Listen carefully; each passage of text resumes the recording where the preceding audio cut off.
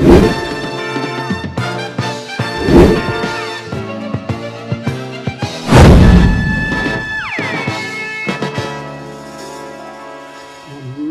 umming and ahhing whether to open this up or not.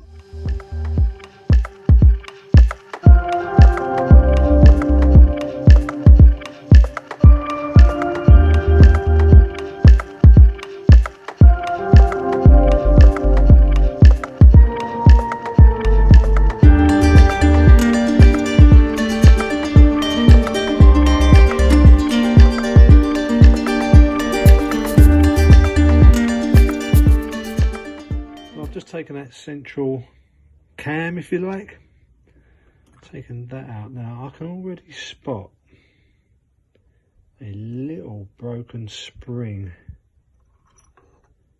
in the corner there. I'm not quite sure what that's meant to be attached to. Yeah, it's all fell apart on me now, but to be honest, it was all gonna have to come out anyway. Now apparently, just according to an image that I've just seen online, this little spring here, you can obviously see that the end of it has sheared off or whatnot. Now that is meant to go around that peg there somewhere and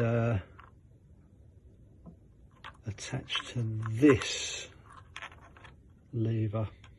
So now it's a case of seeing if anyone does them springs. So I've received my new springs that I ordered, got them off eBay of all places, and had to wait a little while for them because they come from, let's say, overseas somewhere, but you can't guess where they're from. And there it is there. That was the broken spring. And in comparison to the old one, I can find it. They are a pretty good match. So it's just trying to get everything back together now. Everything seems to be springing back as it should. And I read a few comments online whether or not this catch is meant to sort of retract upwards when you go to open the handle, but apparently not. But I did take that as a pinch of salt. I mean, Michael Jackson's alive apparently as well. Next piece of the puzzle is actually trying to close this back plate up again. Not too sure if I should actually try and drill and tap what's there or cold weld it maybe. Let me have a think. So I've just tried drilling and tapping the existing rivets that were still in the lock, and the rivets are actually spinning on me, so I'm going to try and cold weld this plate back down. For now at least. The head of the bolts, if I was to go down that route, may foul the body when putting this lock back into it, into the sliding door. So yeah, as I say, I'll just try and cold weld this plate for now and see if I've got any luck. Little bit of JB weld applied on each corner. Let it go off, see how it holds. Well, that repair seems okay. I guess only time will tell. It's latching okay, locking okay. Let's see. Got the catches in and the actual mechanism itself, and on this side got that catch in. There's no way I want to latch it until I fully know that it's actually working, but if I go to the rear of the door, I can only do that hand at the moment. Now if I lock that and then depress the handle, that rear latch does open. Okay, so it's getting better. Oh.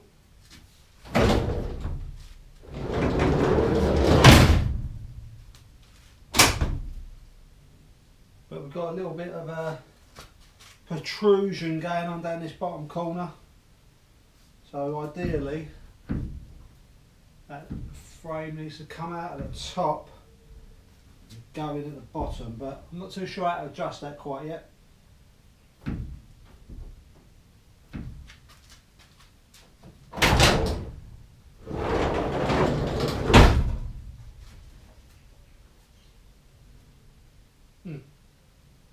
I've also greased up each track with just white lithium grease at the moment.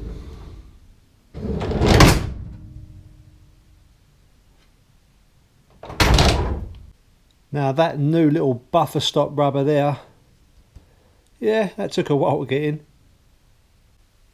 Lock's working fine.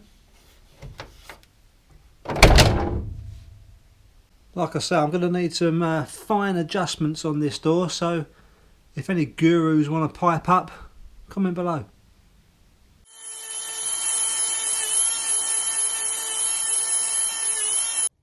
That took a little bit of excavation work, should we say. So there's a little grub screw in there. Now, what I want to do is match the only key that I have for the entire bus with this lock, because it's not turning it for some reason. Actually, I haven't tested the deck lid or the rear hatch, but the doors work anyway. Both cab doors work, and I want to get this matched up and everything else.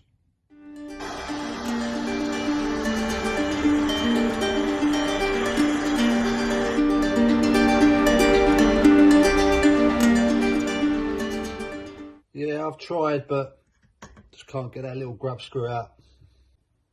So unfortunately, that little grub screw is properly in there and it don't want to come out. So I don't think I'm going to be getting very far with that, to be honest with you. I have to have a bit more of a think.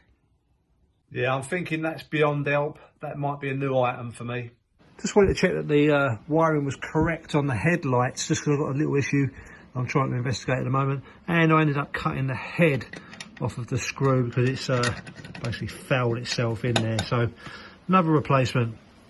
Now the issue being up inside here, I'm just sort of halfway through looking at it, is that I'm not getting the main beam when you select it on the second stage of that switch on the dash. Looks like I've got side lights, but I've got no depth beam. I've got full beam on the stalk somewhere. There it is. So I have to have a little look on that. Although I've got no indicators, front or rear, working whatsoever. The fault with the indicators was actually a bad ground, which was this one here. Just had to tighten it up. They're fully functioning now. Hazard lights appear to be working. Hopefully I'll never need them. Just took the, you can hear me through the rain, took the instrument cluster off of the dash, and I'm just dusting down the wires so I can see the colours. I've got a few gremlins going on in here. It's obvious that I've got a couple of wires that have come loose from the rear of the cluster, probably while I was removing it, to be honest with you. They're just dash bulb lights. Now I do know that a couple of these dash bulb lights need replacing, believed to be blown, and I've got something going on right at the back there, that little black box that I'm assuming is some sort of demobiliser, because on the front of the cluster I've got this little flashing light device that well, it's just been there since I got it basically. So it looks to me that it's actually wired in to a hot wire here. I will take that out at some point, but my first point of call is getting that headlight correct. I do believe this to be the 5-pin headlight relay, and to be honest, I'm not too sure if one of those is really connected in there. Gonna have to go through these fuses also, because according to diagrams I've got, I'm not too sure if the fuse rating's correct on these items, and whether or not they power what they're meant to. The wires are so short on the back of that fuse box there. This is a tight squeeze, and there's been a lot of taping up jobs going on. Try and turn that around. It's all taped up and everything. My guess is that the relay isn't working. I think I'll just swap it out and look, even the side's taped up. What's all that about? I think I'll replace it and then go from there. Even the indicator relay is favourable for a little bit of taping. Literally just changed out the headlight relay. This is the old one, and obviously the one that I put in is a direct replacement, the 5-pin relay. Now I've got the headlight 2 stages on the switch, but now I have no flash on the stalk. Haven't changed any of the wiring whatsoever. Literally just a direct replacement, no flash.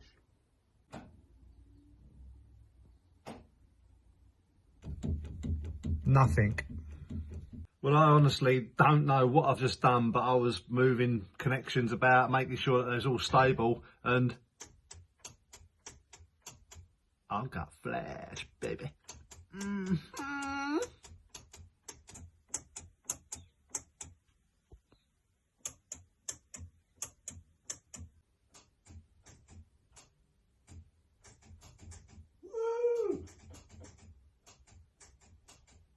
I'm so glad them lights are working now. I don't know what they was operating before I got my hands on the bus. Got this sliding door still delivered now, so I'm just in the process of poking that into its channel. Got a few other small items delivered also, so I've got the correct size tubing for those little ducts there. Got some gaskets that will be going in between the cover plates on either side. And various little bits like electrical connectors, fuses, new wiring, get that horn sorted out, and somewhere I've got some new bulbs for the bulbs for the dash light. Right, getting it, slowly unravelling whatever they've done here. Nearly had it. Like I say, I'm assuming it's an immobiliser of some sort, but if it worked off of a little fob, I haven't got that, so whatever security device I can obtain in the future, I'm sure it'll be a lot better than what this is.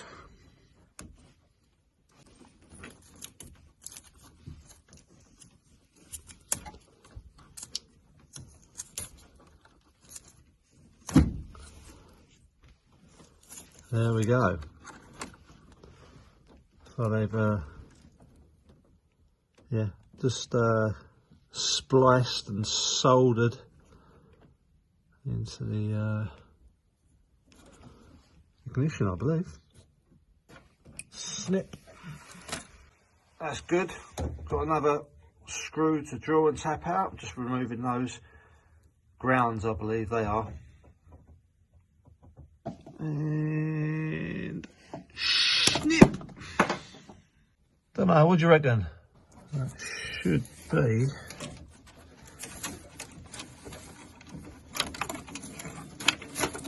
free. Yeah, there it is. What the hell? It is, oh we are. Laser line. What's that?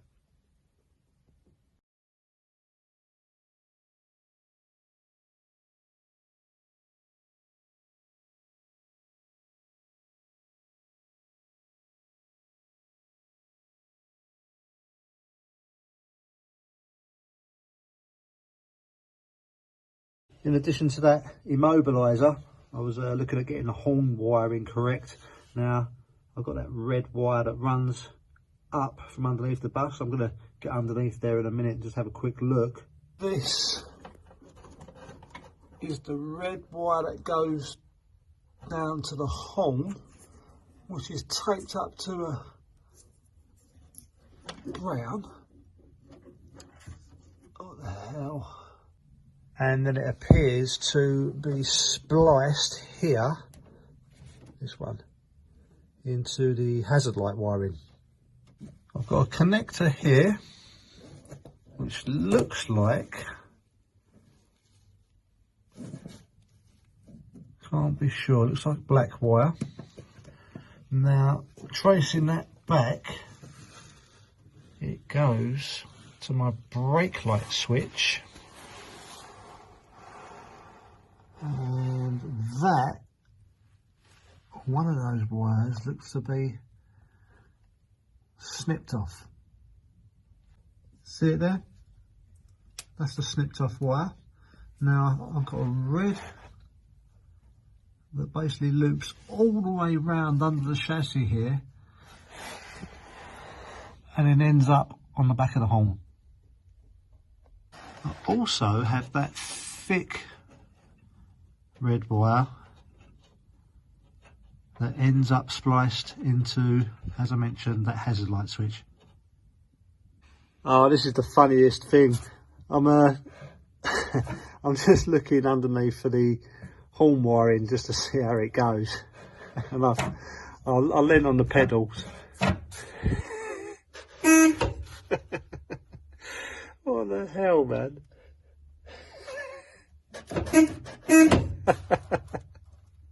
Scared the life out of me. Imagine that. Every time you put the brake down, the horn goes. Well, at least they connected it sort of right. I've just managed to pull that collar off of the old steering column there, and there it is. The tab's still there. That's lucky. Now it comes off of that tab, and it should be, that's it. I've got to feed the wire through there. So let's start from the beginning really. I'm going to run a new brown wire from the bottom of that column tube to the horn, and a black wire that comes out of a connector block from the fuse box to that wire that's been cut off for some reason. See how we go. Right, that's the first piece of the puzzle, I think anyway. Little wire extension on that one. So that was the last piece of the puzzle, into that connector block and directly to the horn. So let's get the battery on, see what's what. So that's all hooked up underneath, and yeah, no horn now. So I have hooked it back up to the original wiring. Just got to find that fault now. Tested the voltage, just a bad fuse. I do have a mysterious grey wire that appears to be coming off of the indicator stalk and goes to nowhere at the moment. Now that I know that that horn's all working, I can now ditch that live wire that's been spliced into the hazard light wiring.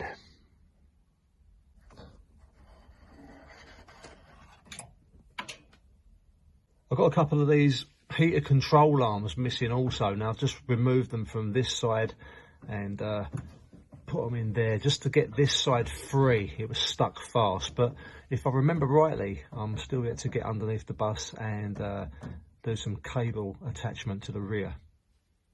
Now I still haven't as yet been able to find any of those. I need 2 of these clips, and they basically hold in the control arms into that mechanism there.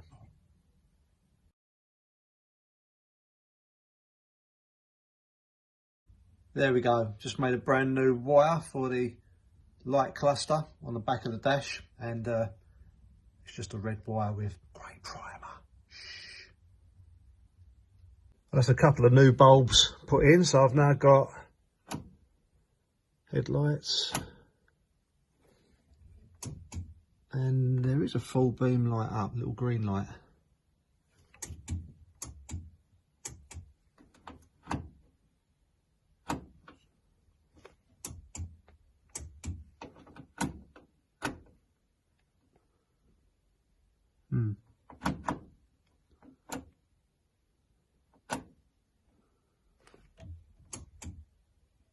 Very faint. Getting this rear glass in on the 67 Beetle has been a complete chore. Now, I probably had about 3 hours on this yesterday and it's halfway in, but it's not right. I mean, I've seen other videos of people doing it. This just isn't sitting correctly. Now, this is one of the best rubbers, or apparently one of the best rubbers that is advertised out there from Weevib, so it's not the cheapest. My whole intention of getting the glass in now was because I've got this lovely little access area there, so I can stand upon it and, you know, get it in. So ideally it's glass in, and then I can start messing about with whatever goes in here. Welcome to probably attempt number 3.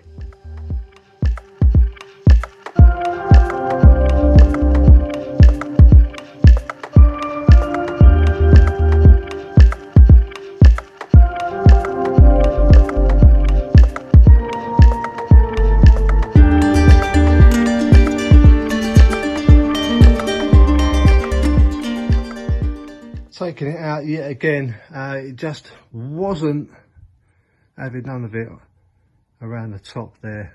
It's almost like there's not enough lip on the inner edge to grab the window frame.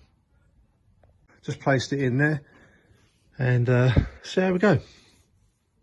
I've stopped for 5 minutes because my hands are actually hurting from slapping this thing about, but I'm now at the same point that I was before, and every time that headliner is actually getting a little bit more worse for wear. So I'm actually in each corner with the string, and this is miles away from where it needs to be. So even when I'm putting some pressure down on it, it's not even bringing itself real close to it. So I don't know where I'm going wrong, to be honest with you.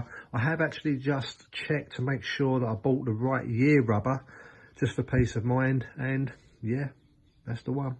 Well, that is the closest I've got so far, but I do have headliner that sort of protruded itself from that corner. A little bit more dented trim because I've had to use some false, and that trim is shocking, like the last one. But unfortunately, my wire has decided to slip out, and it is again nowhere near that lip for it to go over. Now, to be honest with you, I'll show you on the inside. To me, it's almost like the rubber hasn't got enough lip for it to make purchase onto the car. But still, massive gap up there that's just not coming down. And unfortunately, I'm missing the headliner up in places. It's sitting nice on this bottom edge, but up at the top, it's just not fitted in at all. Now, I'm actually in two minds whether or not to purchase yet again another seal from a different vendor. There's a possibility that I've got a duff one. Out it comes again. Oh, it's just getting worse and worse. Worse and worse.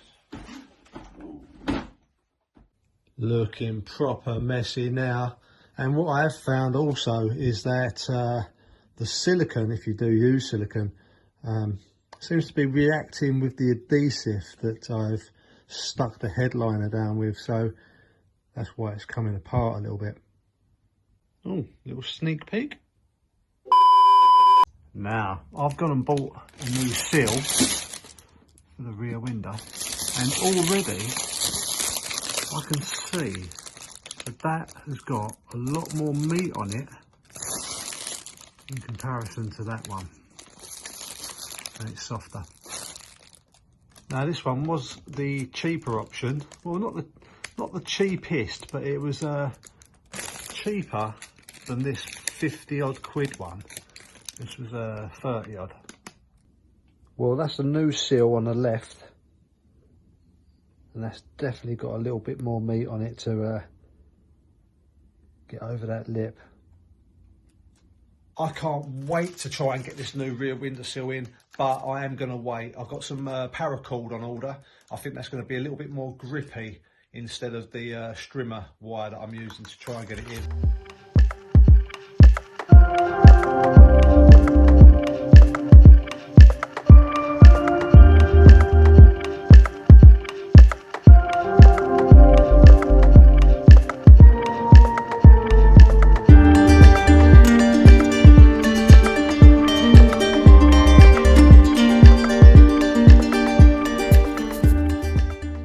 As you can see, trying to get my head around getting this wardrobe installed because it's actually affecting the way that I get these carpet tiles put in. Now, this isn't original to my bus, although it is original Dormobile spec, what they provided when they done the conversions. Now, for some unknown reason, the side trim isn't fulfilling the whole length of this wardrobe. It's falling short at the bottom there. The bottom was a little bit rough anyway, and I thought I'd just square it all up. So that's why I made them cuts there.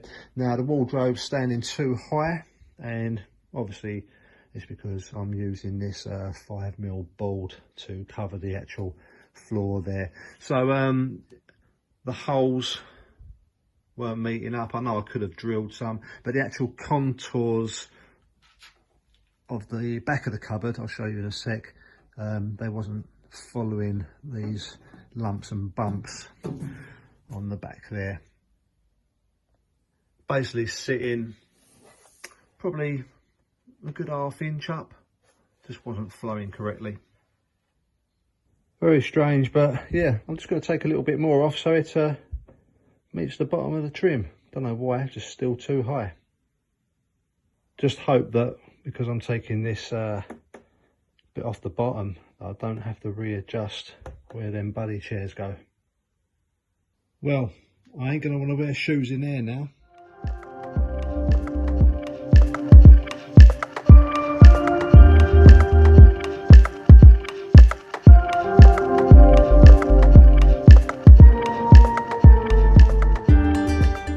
And that's the edging riveted on.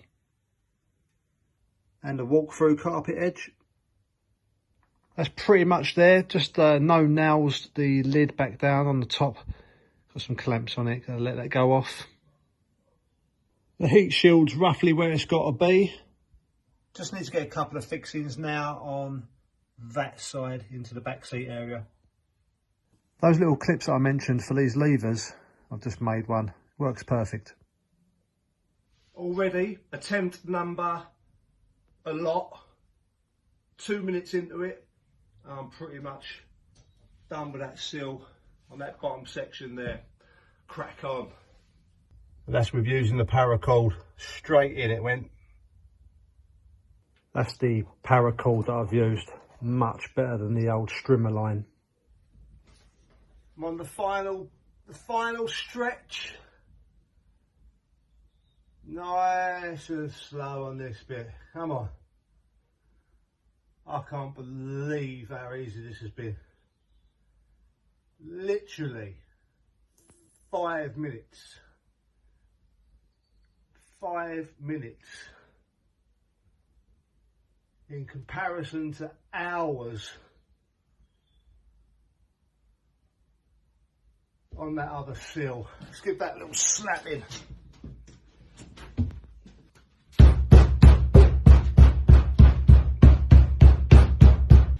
Alright, very last bit. This is the only time you'll catch me laying down on the job. Here we go. Come on.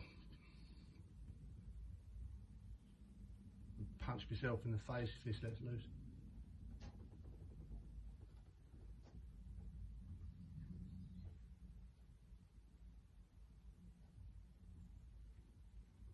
Woo! Paracord and a decent sill that was sourced from A.H. Schofield. Sponsor me if you like. I'll need some more bits. That's wicked sill, man. Now I've got to clean up everything around it to make it look like when it was started. Messy now. And I'm now just on the last bit of the windscreen. Just this little bit to do, but my hands are absolutely killing me. So nearly there. Oh, so hard.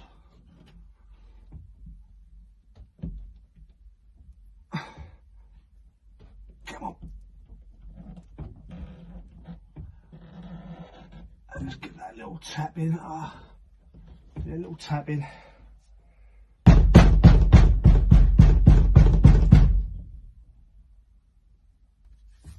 Wrap my hands up with my jumper. This stuff cuts into you proper, I tell you. Right. Let's have a go. 1, 2, 3, up. Come on, get it. Oh. Don't know how I've ended up here, not in the middle. Oh, mate. Oh, yeah.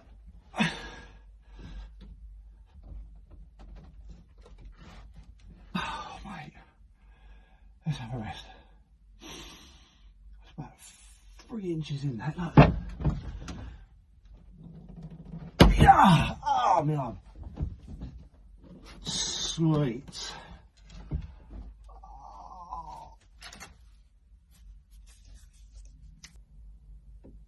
So much easier again with the paracord. Sun visors and mirror both in.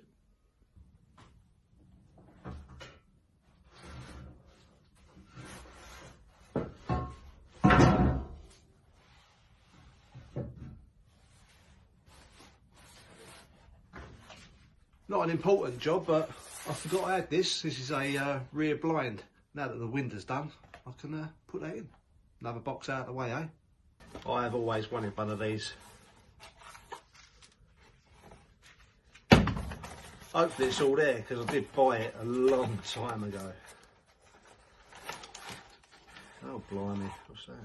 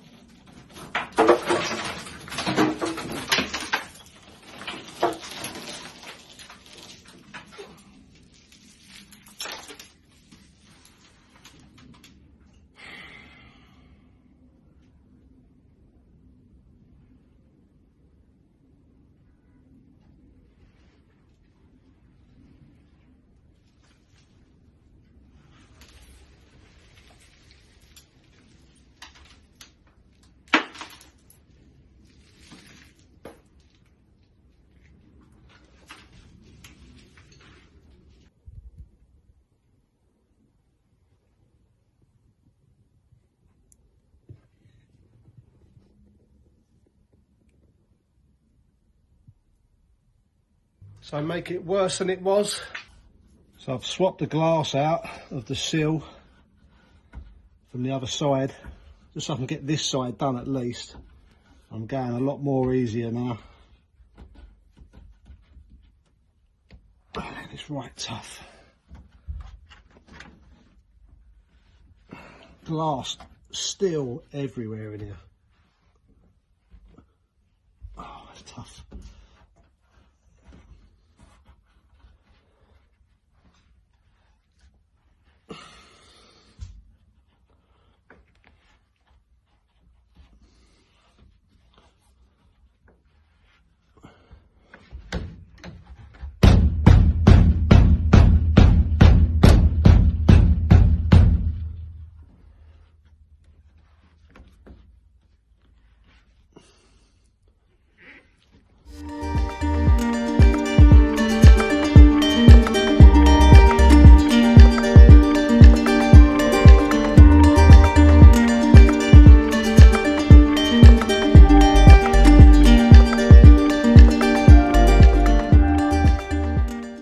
Now, that's better. Same story for this side and the running board, but I've only had to make one little cut on the front bolt, that's it. And it's pretty much ready to fit up.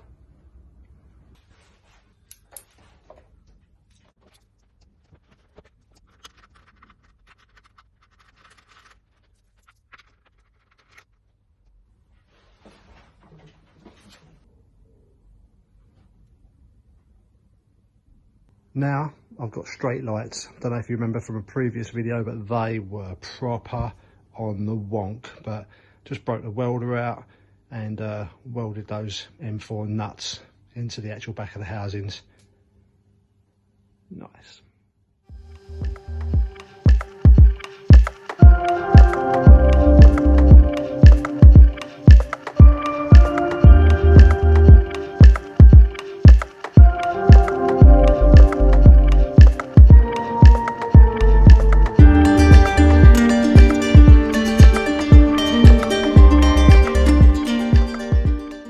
Spruce up a paint on the tinware will definitely make it go faster. Just going in with a little bit of neat engine degreaser.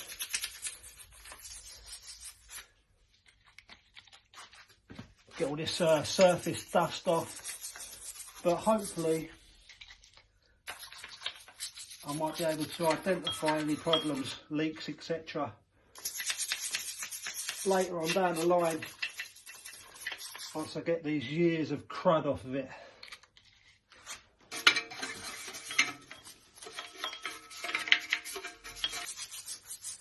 So I can see underneath the dirt and that here that the case has actually been painted green, and I believe that was quite typical of a firm back in the 90s for their unleaded version engines.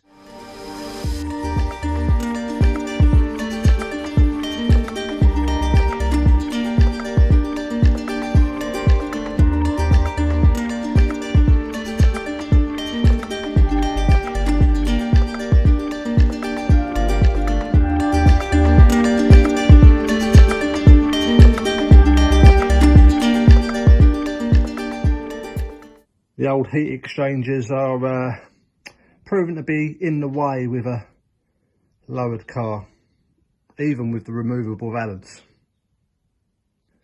Manoeuvrability is a bit limited here, so what I'm going to have to do is rob the dolly off of that engine once I put it here, and then I should be able to twist it and get it in there.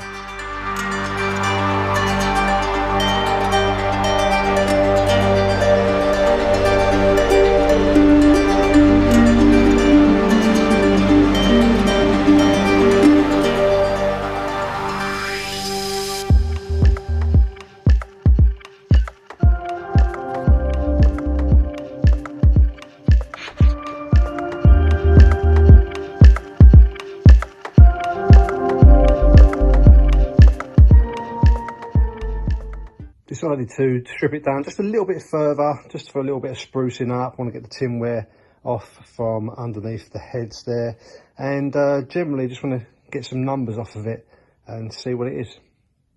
Plus it will be a lot easier for me to get it up within that space. And I need to take some measurements actually from the heat exchanger for the tubes in particular that pass the hot air through to the heater channels itself. Apparently there's a couple of different lengths, and being a 67, a late 67, it's that crossover type year, so I want to get the right ones. I'm having a lot of trouble getting this engine in. It's almost like these gutters are a little bit too wide here. I would definitely say that these need a lot more clearance, because I'm pretty much where I need to be. A little bit of persuasion, a bit of hammer and dolly. Bit of a paint touch up now though, but we'll see. Test if it clears. So yeah, that has helped a little bit. This side's not so bad. A little bit more persuasion up on this edge here. It's a little bit hard because there's the bumper support bracket, so there's two panels overlapping, but maybe a little bit more of a roll on there just to make it a little bit easier to get in. Nearly there, nearly. Probably not helping myself either, so going to be easier with the fan shroud on there.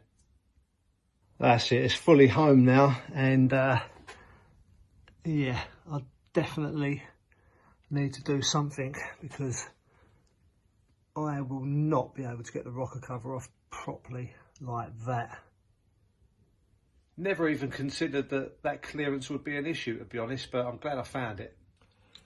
This is a nice size to use as a dolly, the thickness of the actual handle there, because I can't get anything else. That was doing me for a little bit, but it's way too thick, so yeah, just slide in that to where it needs to be, and get in a nice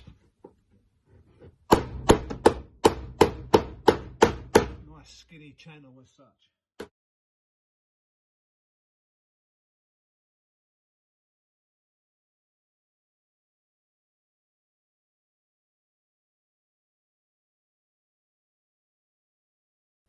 With the exception of the paint, that is looking actually quite a lot better. Just need to file the edge down so it's not as sharp, and yeah, a little touch up of paint, but hopefully that clears a lot better now. And again, another lesson learned by not dry fitting everything on the car before paint. Just a little etch primer for now, and I'll touch that up at a later date. That was better. I'm getting used to actually fitting this engine now after a couple of times. Still a little bit of clearance, more so on that barrel arm there, but it's getting doable. I might play about with it just that little bit more. Anything before, I've used Permatex on gaskets, etc., but that's proving quite difficult to get, especially over here in Blighty. I mean, it's obviously American made, but I've just ordered some blue. But do you use actually any sealant on gaskets also? Now I think I've got myself a little surprise with the engine.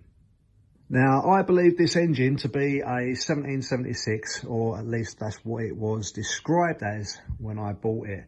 Now, I've been getting some numbers off of it. I've got myself one of these handy little devices. It's a Wi-Fi endoscope. About 17 quid, 17, 18 quid. Now, I sent it down the spark plug chamber holes, and I'm reading off of the pistons. I can't make much off of it because there's a lot of carbon build up, but they're actually reading 91 point whatever it might be. That's leading me to believe that this is actually an 1835cc. I did try and send the camera down this passageway, but all I could see was a Volkswagen stamped rod. Unfortunately, nothing cam related. I'm hoping to pull the oil pump off and at least have a little look-see to see if I can get an identification of what cam is in here. Whether or not I'll be successful, I'm not too sure. The other thing was that I actually cleaned up the base of this alternator pedestal. Now, there was some really rough castings. There was some protrusion, whether it's been pulled out of the cast and left an uneven surface. But I actually got myself a bit of glass with some wet and dry and sanded down that pretty good. Try to show you on this one. Obviously I bought a kit, so I got another pedestal. Now, what one is it? There. That one there, see it? The casting's actually protruding out from that bolt hole there.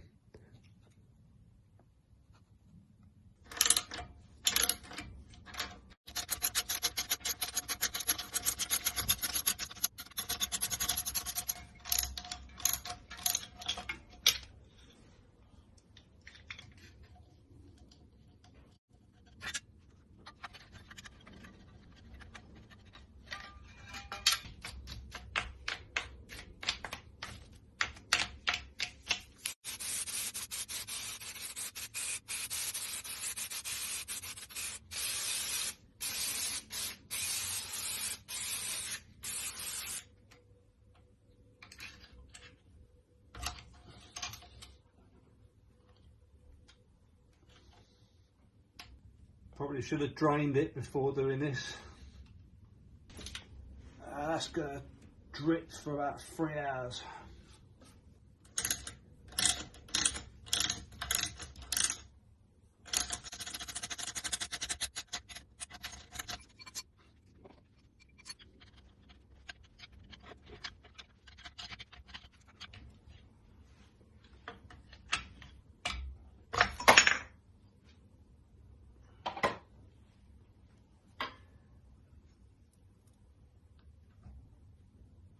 Right, they ain't telling me a great deal.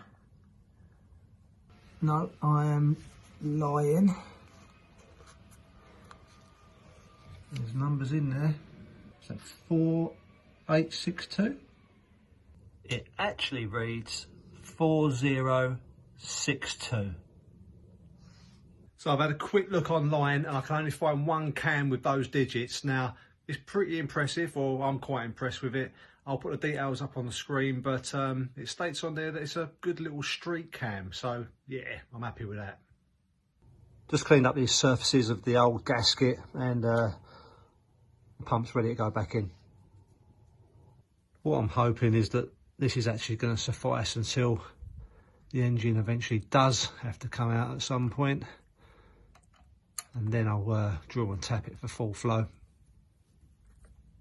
There we go, back on with a bit of sealant, new gaskets, job done. Now if we talk numbers for a minute, this is an AS41 case with an AB code, so I believe it's manufactured between 71 and 73.